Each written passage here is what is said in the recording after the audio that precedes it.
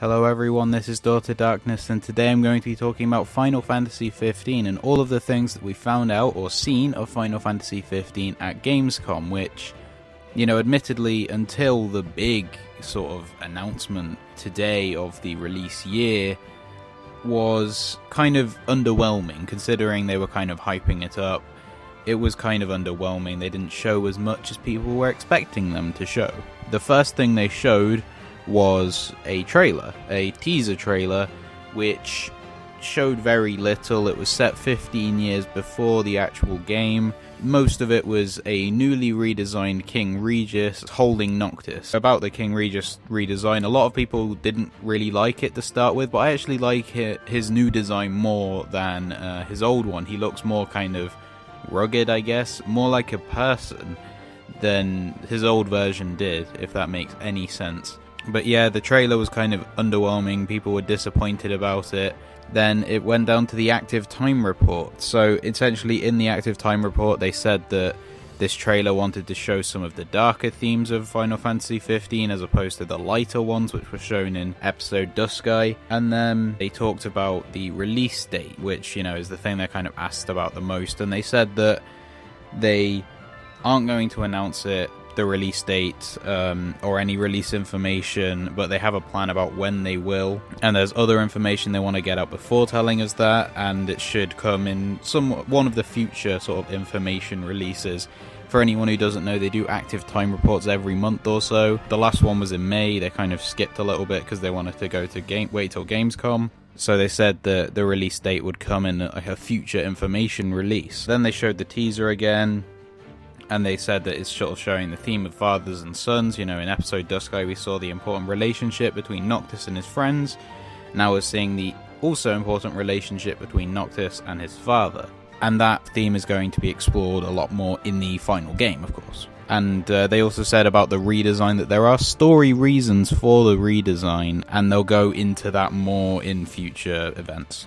But they did give a summary of the early story of Final Fantasy 15. I'm kind of summarizing the summary here, but essentially there was an armistice between the kingdoms of Lucis and Niflheim. Lucis being the one which Noctis is from, and Noctis is going to marry Luna from the opposing sort of kingdom to sort of formalize the union, the treaty between these people. However, the other guys are using this as a ruse to lower the guard of the people of Lucis.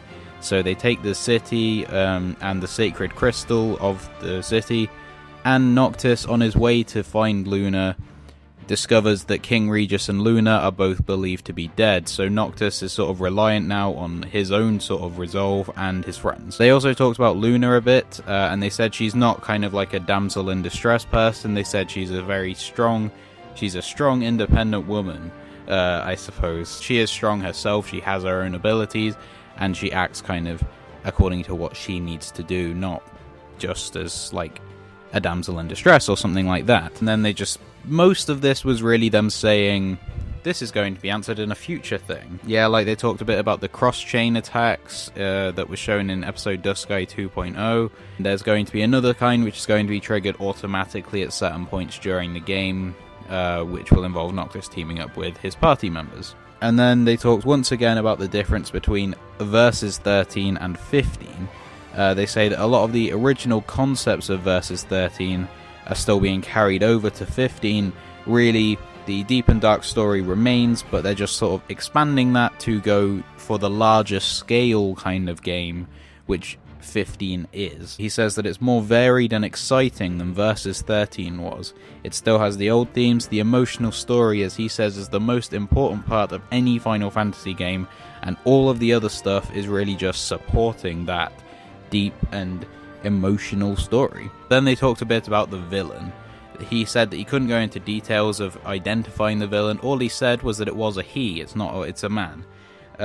But, when comparing it to previous Final Fantasy villains such as Sephiroth and Kefka, he said that it's going to top all of those. So it's going to be exciting to see what this villain is, or who this villain is, and how he's going to be competing with these great villains of Final Fantasy's past. We'll find out more about them, or him, in a future event sometime, hopefully. And then they showed some in-development gameplay footage. The gameplay was really not much. The game still looks good, obviously. They showed a new creature, which Noctis gets absolutely destroyed by. They say that this part was from just over halfway into the game, and the quality of that will improve in the final release. They didn't really go into much more after that, except to say that the next active time reports will be at PAX Prime, which is PAX is like a big sort of game event, and this is the version in Seattle in America. And then they'll show more at Tokyo Game Show, because they wanted to spread this information across